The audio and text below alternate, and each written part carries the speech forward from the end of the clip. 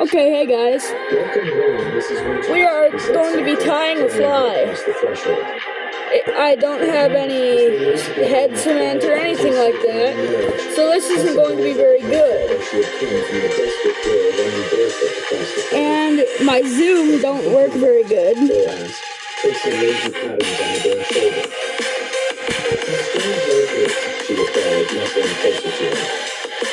But we'll see if it works.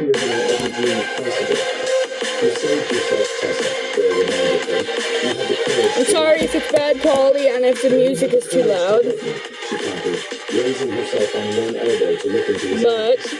But we saved each other, I think. He smiled, pulling her down for a kiss that deepened with passion and promise.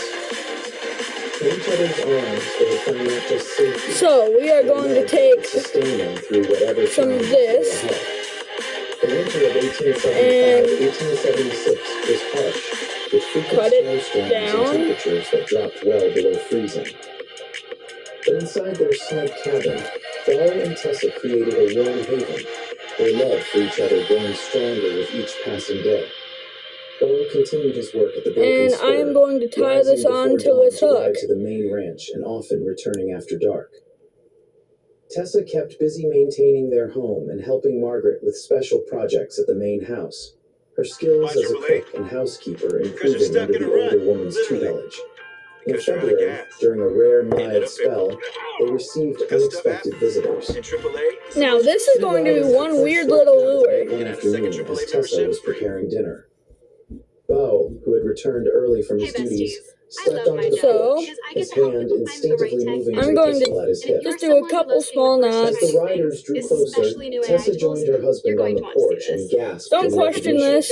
I'm not good. Brothers, she said. Only thing I ask is for people that have tied flies for quite a while to watch this video and tell me what I should do. Jacob barely 20, Daniel perhaps 18. But that should. Jacob removed his hat, twisting it nervously in his hands. We came to see Tessa, he replied. That is the fly right now. Tessa stepped forward, her initial fear giving way to curiosity. The brothers had never been cruel to her the way their father had been, but they had never protected her either, following Hank's lead out of fear or indifference. I'm fine, she said coolly. Better than fine, actually. Why are you really here? The brothers This one's not the best, but I will cut this white thread off. The news hit Tessa with unexpected force. Despite everything he had done, Hank Monroe was still her father, and his death marked the end of a chapter in her life. I'm going to throw on She felt Bo's hand on her shoulder, offering silent support. some red. I'm sorry for your loss, she said finally. And I don't use patterns just because I'm broke. Continued. And I don't want to buy a book, and here soon I am going to buy a whole shit ton of material. What your brother is trying to say. Sorry for my language. If you did see those Christian videos earlier, I just have a bad voice because of my mother. This is falling apart without you, Tessa. Tessa felt a complex mix of emotions I and know. frustration that her To a lot of contributions were people, more valuable than her father had ever acknowledged. that is an To excuse. the brothers who were clearly But to you struggling, guys, and a fierce gratitude you for can go the suck a love dick. she built with Bo. I can't come back, she said firmly. Because you don't This is not judge, going out with my husband. and you I'm don't not get to asking you judge come back for good. what I say or what I do. Just maybe you could visit. Help us get things organized. Show us what to do. Bo You and just get to Tessa watch my exchanged videos, an and entire if you want to conversation hate, passing between even if them you're a without hater words. and looking at all my The boys stuff, looked like you could even use though a you hot think meal, you're a hater, Bo finally said, you're still a his fan posture because you watch relaxing all my slightly. stuff. Come inside and we can talk. Over dinner, the brothers shared news of the neighboring farms and the changes in the community since Tessa's departure. They were awkward but sincere. I'm going to tie that in their down. with their sister, and by the time the meal was finished, Grab my tension had scissors eased considerably. We thought Pa was right about and cut it. everything, Daniel admitted as they sat around the fire after dinner. So, Seeing me now, Tessa, you are I'm now going to take a little bit You're of happy. It makes us wonder what blue. else he was wrong about. People can change, Tessa said softly. Even after they're set in their ways, it's never too late to choose a different That is path. what I tied. The brothers stayed the night, sleeping on pallets by the fire, and in the morning, a plan had been formed. So, I'm sorry if nothing is very good on this. The brothers organize the household and teach them basic skills they would need to maintain the place. It would be a brief visit, with Belle remaining at her side throughout. Well, if that is blurry, I am so sorry. Goodbye to the brothers. But we're going to take some of this. Lifting from her shoulders not forgiveness, Blue Marabou, but a beginning of reconciliation, or however you pronounce it. that could be salvaged. Actually, I would like if y'all told me how to pronounce it. Because I don't know. Tessa nodded, leaning against his solid strength. But we're just going to take a tip of this. As I was in their way, Just a small tip of this blue. now that he's gone. The visit to the Monroe farm the following week was strange. Cut it off. And healing for Tessa. The place that had been a prison now seemed smaller, less threatening. With Belle's protective presence and her own newfound confidence, she was able to face the ghosts of her past and begin to lay them to rest. She showed her brothers how to organize the household, shared recipes their mother had taught her, and helped them develop a plan for managing the farm more efficiently. When they departed after 3 days, the relationship between Tessa and her brothers had taken its first tentative steps toward repair. "Thank you," she said to Belle as they rode home, the Monroe farm receding behind them, for understanding why I needed to do that. He reached across the space between their horses. So this doesn't want to straighten out very good. So I'm going to wrap it. Arrived with a burst of wildflowers and new beginnings. Just a little bit. As the land awakened from winter, And it's not going to be how I planned it, but it's still going to be on there. When the doctor confirmed her suspicions, she could barely contain her joy as she waited for Belle to return from work. She prepared his favorite meal and set the table with special care, placing a small pair of knitted booties beside It's gonna be blue and buggy, that's for sure. When Belle arrived home, tired from a long day of branding calves, he noticed the special preparations with curiosity. "What's the occasion?" he asked, washing up for dinner. "Sit down," Tessa urged, her eyes sparkling with barely contained excitement. Oh, that looks cool. As Beau took his seat, his gaze fell on the tiny booties. For a moment, he stared at them uncomprehendingly, then his eyes widened with realization. So far, it's an awesome little fly. She nodded, tears of happiness filling her eyes. "We're going to have a baby, Beau, in the fall."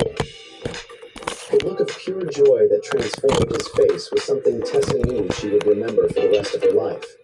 He rose from his chair and swept her into his arms, holding her as if she were made of the most precious material on earth. "A baby," he whispered against her hair. "Our baby." That night, as they lay together in the darkness, Beau's hand Okay, so now it is. Tessa's still flat stomach. They're pretty good. Touch gentle and So loving. I might take a couple strands of this cordage that I "I have. will always keep you safe. You will never know the kind of fear or pain that marked our childhoods. Our baby will grow up surrounded by love and kindness." Tessa covered his hand with her own, believing with all her heart in the future they were creating together. Woo! She replied simply.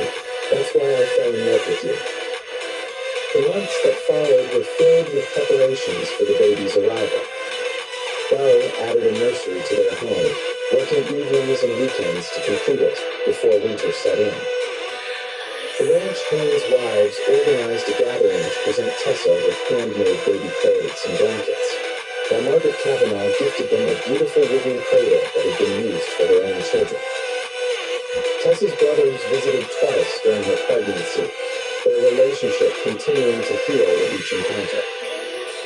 They brought furniture from Nope, their that's not mother's gonna work. items. Tessa had I just thought don't lost want to forever end up having and this shared video being stories of 20 their minutes. childhood before their mother's death, and their father's I am descent sorry, into whoever wickedness. thought that would look cool. As Tessa's time drew near, Even though I Belle doubt became anyone is going to increasingly watch protective, this because, arranging for a young frankly, ranchman's I wife royally to stay with suck Tessa at in her YouTube. home, ensuring she was never alone. "You're fussing too much," Tessa chided gently one evening as he insisted on doing the dishes while she rested. "Women have been having babies since the beginning of time.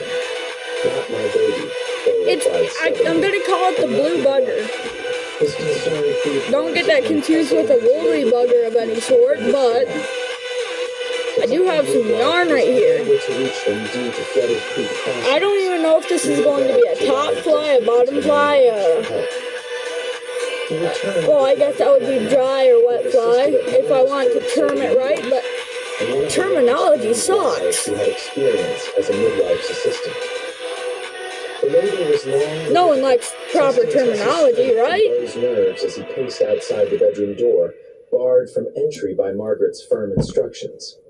Men are no use at times like these, she had declared. Okay. Go boil water and stay out of the way.